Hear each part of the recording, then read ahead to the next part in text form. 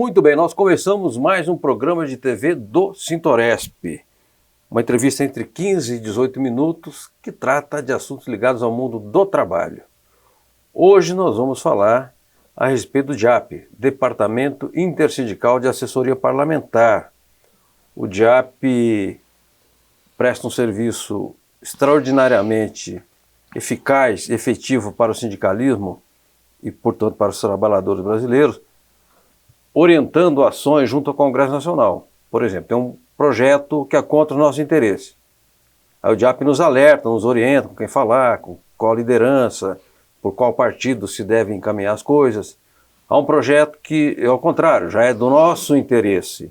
Bem, então com quem que a gente vai falar, qual a tramitação, porque a vida congressual ela tem muito trâmite, tem muito rito. E a gente que vive aqui no dia a dia, em São Paulo, correndo para lá para cá, você não tem muita noção de como é formar uma comissão, o que é uma comissão mista, o que é uma comissão especial. Quem nos orienta é o DIAP. Portanto, presta um serviço extraordinário ao sindicalismo e aos trabalhadores brasileiros. Hoje nós vamos falar com o André Luiz dos Santos, o André, né? O André do DIAP, fica conhecido assim, né? Toninho do DIAP, Verlano do DIAP e André do DIAP, que ele é analista político do DIAP. André, aquilo que eu falei a respeito do DIAP, confere? Confere sim. O DIAP foi fundado em 1983 justamente com essa característica, atuar nos poderes da República para fazer valer aquelas reivindicações da classe trabalhadora, do movimento sindical de trabalhadores. Então atua ali no Poder Executivo, no Poder Legislativo, buscando naquelas pautas que são de consenso do movimento sindical, aprovar aquilo que é de bom e brecar ou tentar fazer uma espécie de redução de danos aquilo que é ruim para os trabalhadores, para a classe trabalhadora, para o movimento sindical, para a organização sindical dos trabalhadores. Então essa é a perspectiva do DIAP. Atua mapeando ali, como você bem colocou, mapeando quem são as peças-chave para movimentar dentro desse tabuleiro da política em Brasília. O André, o judiciário também, né? Claro, é um dos poderes da República, um dos 3 pilares do Estado Democrático de Direito. E em Brasília ficam as cortes superiores, o TST, o Supremo, alguns outros tribunais, né, cortes superiores. O DIAP também costuma ter, digamos, tratativas com o judiciário ou é uma coisa mais episódica? Sim, nós temos um corpo técnico que é constituído por advogados e esses advogados costumam nos orientar e orientar, obviamente, a classe trabalhadora diante dessas ações que tem também dentro do Poder Judiciário.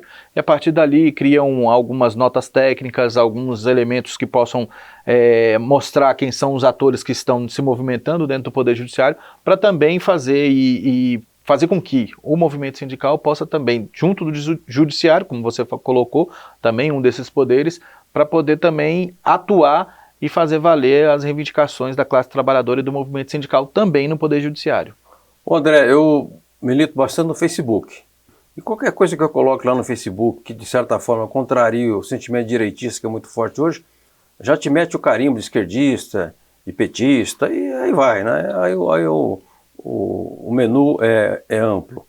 No caso do DIAP, ele é um órgão que ele não tem uma orientação partidária.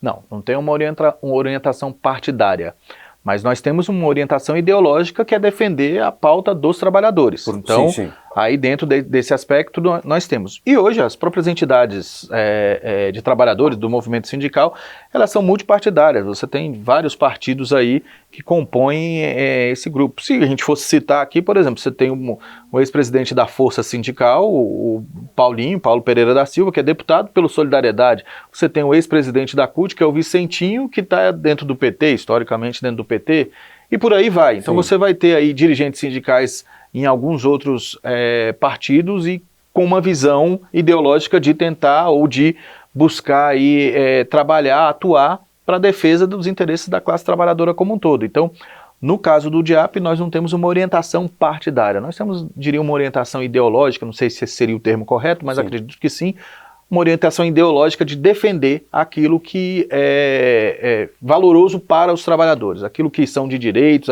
aquelas questões sociais que têm uma carga social pesada, onde aquilo vai afetar diretamente a classe trabalhadora, diretamente a sociedade como um todo. Então, nós procuramos atuar e mapear dentro desse aspecto. para tirar essa carga, eu diria, partidária, nós temos uma publicação que não tem esse viés. Por exemplo, uma publicação que chama Os Cabeças do Congresso Nacional. Quem quiser pode ir lá no site www.diap.org.br e acessar essa publicação, onde nós colocamos os 100 parlamentares mais influentes independentemente do Congresso da orientação ideológica independentemente do seu partido, da sua orientação ideológica, se é contra ou a favor da classe trabalhadora, porque na verdade esse mapa que foi construído por uma metodologia desenhada pelo Antônio Augusto de Queiroz, que é o diretor de documentação do DIAP, o Toninho, como você comentou, o Toninho do DIAP, aonde ele criou uma série de critérios, e dentro desses critérios nós mapeamos quem são os atores, os principais atores dentro do Congresso Nacional, que coordenam a agenda, que coordenam a pauta, que evoluem nas discussões, que fazem com que seus colegas possam ali, dentro daquele conjunto de ações dentro do processo decisório, tomar algumas decisões. Então, e isso não tem nenhum viés ideológico. Perfeito. André, também há uma dúvida recorrente, e às vezes até acusações, né? Eu sou da agência sindical. A agência sindical é empresa privada, né? A gente trabalha da nota fiscal. Aí o nego fala assim, você recebe dinheiro do governo, né? Como se nós fôssemos subvencionados ali por governo, A, ou B ou C, não é o caso, né? Mas também se você prestar o serviço ao governo, prestou o serviço corretamente, qual é o problema em você receber, né? No caso do DIAP, Departamento Intersindical de Assessoria Parlamentar, qual é a fonte de custeio? A fonte de custeio são as mensalidades pagas pelas entidades sindicais. E só de empregado, de patronal não participa? Patronal não participa. Então nós temos só entidades sindicais de trabalhadores filiadas ao DIAP e que contribuem mensalmente. Com uma crise que está tendo financeira no movimento sindical, obviamente essa crise também afeta um pouco o DIAP. Sim. Então isso tem ali seus altos e baixos. Mas não entra nenhuma verba de governo, não entra nenhuma verba. É uma verba do grupo do movimento sindical, dos sindicatos que são filiados, né, ao DIAP e que colaboram ali como mensalidade, que eu diria que é uma contribuição quase que simbólica para o DIAP. Não é uma mensalidade alta, é uma mensalidade baixa, relativamente baixa, e aí nós temos um grupo de entidades e que podem fazer essa contribuição. E esses grupos também participam das reuniões do DIAP, das deliberações do DIAP, nas reuniões que tem 2 vezes ao ano aí da diretoria para deliberar ações, planos de trabalho e etc. Então, as entidades que são filiadas têm essa prerrogativa também de participar e de montar, eu diria aí, um plano de trabalho junto da entidade para que a entidade possa caminhar dando aquela linha. Tá. Ô André, agora, além do seu corpo técnico, que são os analistas, consultores, gente muito qualificada, por sinal, o DIAP tem uma direção, né? Até o professor Celso Napolitano é o seu presidente. É o presidente. Essa direção é eleita por um coletivo de entidades sindicais? É eleita pelo grupo de filiados do DIAP. Então essa eleição passa por essas assembleias, como eu comentei, são 2 reuniões por ano. Essas reuniões vão ali para desenhar esse plano de trabalho, enfim, e também passa pela eleição que elege toda a sua direção, eu diria direção política, aonde você tem o presidente, vice-presidente, o secretário, enfim, tesoureiro, e eleito por esse grupo que são dos filiados do DIAP. Perfeito. Uma das questões angustiantes do movimento sindical na atual conjuntura é a medida provisória 873, baixada às vésperas do Carnaval pelo Jair Bolsonaro, presidente, por seu posto Ipiranga, o Paulo Guedes. Essa medida, ela agride violentamente as finanças das entidades de classe, coisa que na mesma intensidade nem a ditadura fez. Eu queria saber, André, se o DIAP está avaliando a tramitação dessa MP e se é possível que ela venha a caducar. Bom, eu acredito que sim, pelo seguinte. Primeiro, a MP recebeu 513 emendas, isso já demonstra uma incompreensão do próprio Poder Legislativo que não concordou exatamente com a medida. Então já mostra um descontentamento do próprio Poder Legislativo. 513 emendas. É o número de deputados, né? Exatamente. 513 emendas, mas foi uma coincidência. Foi uma coincidência, porque os deputados podem apresentar várias emendas a uma mesma medida provisória. Então foi uma coincidência, mas que mostra um descontentamento do próprio Poder Legislativo com a medida que foi uma medida do Poder Executivo. E essa medida ela vem para afetar justamente a classe trabalhadora ou o movimento sindical de trabalhadores. Sim. Porque já ressalvou a arrecadação do movimento sindical patronal, que é em janeiro, já ressalvou Sim. dos profissionais liberais, que também são trabalhadores, que estão dentro desse escopo, mas aí ressalvou também porque isso acontece em fevereiro, e justamente em março, quando seria a arrecadação do movimento sindical de trabalhadores, a MP foi editada. Então isso demonstrou um ataque direto, uma afronta ao movimento sindical dos trabalhadores. De caso pensado. De caso pensado. E só que houve uma contaminação dessa pauta, não só da pauta sindical, mas da pauta dentro do próprio Congresso Nacional.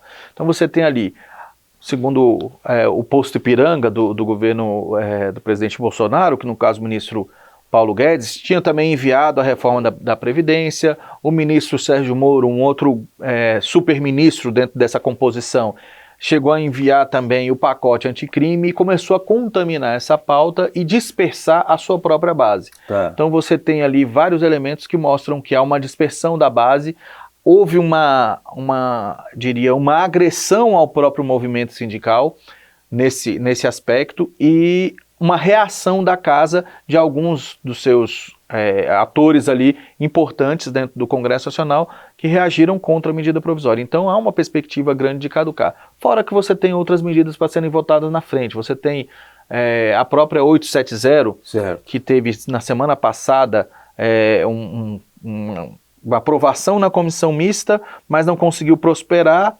E aí houve uma reação de um deputado da base no plenário da Câmara e que, de certa forma, eu acho que vai até ela mesmo ter complicações para sua aprovação. Então, até chegar a 873, há uma perspectiva de caducar sim, porque ela vence, salvo engano, no dia 28 de junho, e nós temos aí pelo menos mais umas 5 medidas provisórias antes dela. Então, eu acredito, posso estar tropeçando aqui nos números um pouquinho, mas é nessa média, de 5 a 7 medidas provisórias antes de chegar na 873. E medidas provisórias que são polêmicas. A 870, que é a reestruturação administrativa do governo, Sim. criação e extinção de ministérios e tal, isso está num problema. A mídia soltou muito a questão do COAF. Tá. A mudança do COAF, sair do Ministério Moro e ficar na economia com o ministro Paulo Guedes.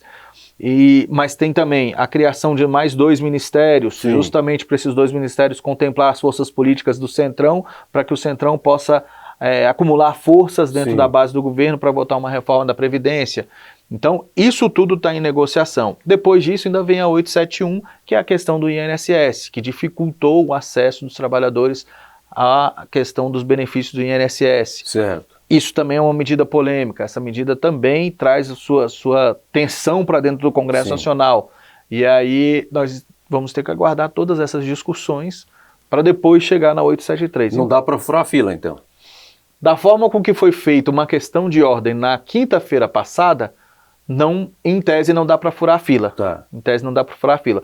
Porque aí, regimentalmente, o presidente Rodrigo Maia tem que ler todas as medidas provisórias. Ele pode não ler, Sim. mas ele, nessa questão de ordem que foi levantada na quinta-feira, ele falou que vai ler todas as medidas provisórias. Lendo todas terão que ser votadas antes da 873. Então isso demanda um tempo razoável e provavelmente não deu tempo hábil para ser votada. Perfeito. André, nós já falamos aqui da 873 porque angustia, né, o sindicalismo que fica sem receita, santo Deus, você não sai, se não tiver 5 reais, você não sai de casa para vir trabalhar, né, você não toma um cafezinho de coador no bar, o dinheiro está mais ou menos condicionado à lógica da sua própria existência individual e institucional e coletiva, né? Então é preciso resolver a questão do custeio das entidades sindicais. Agora, há um outro problema que está, digamos assim, de certa forma, asfixiando o movimento sindical e gerando muita polêmica, que é a PEC 0619, a proposta de emenda constitucional que altera drasticamente a reforma previdenciária, né? A razão pela qual da greve dos professores dia 15, né, uma das razões, e também da convocação de uma greve geral das categorias todas para junho, né? Essa data não é uma data exatamente fixa, ela pode variar um pouco conforme a própria agenda em Brasília, da tramitação dos processos, dos projetos, das MPs, etc. André Santos, analista do DIAP. Nós, movimento sindical, nós, trabalhadores brasileiros, nós, povo brasileiro, nós temos condições de derrotar a PEC da Previdência?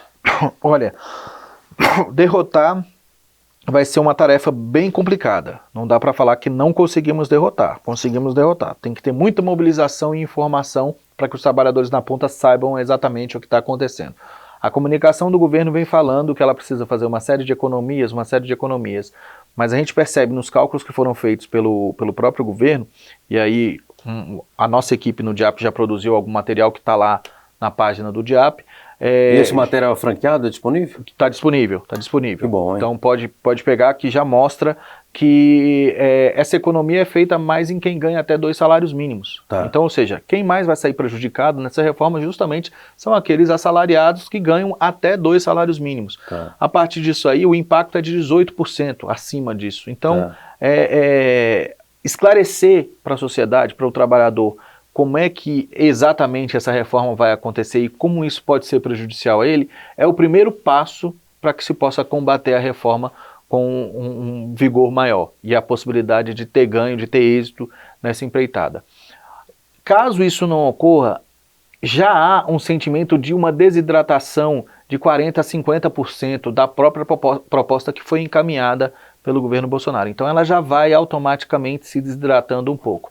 Eu não me lembro na história aí recente de quando uma proposta de emenda à Constituição foi alterada na Comissão de Constituição e Justiça, como foi o caso dessa. Então essa ela já saiu da Comissão de Constituição e Justiça para compor o colegiado, que é uma comissão especial onde vai se tratar o mérito da proposta, mas ela já saiu com algumas alterações.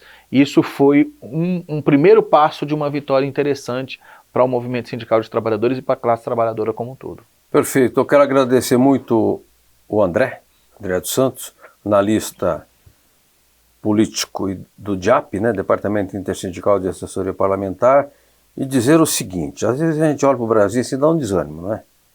É pilantragem para todo lado, é violência, é tudo ruim que vai aparecendo assim ao mesmo tempo, né?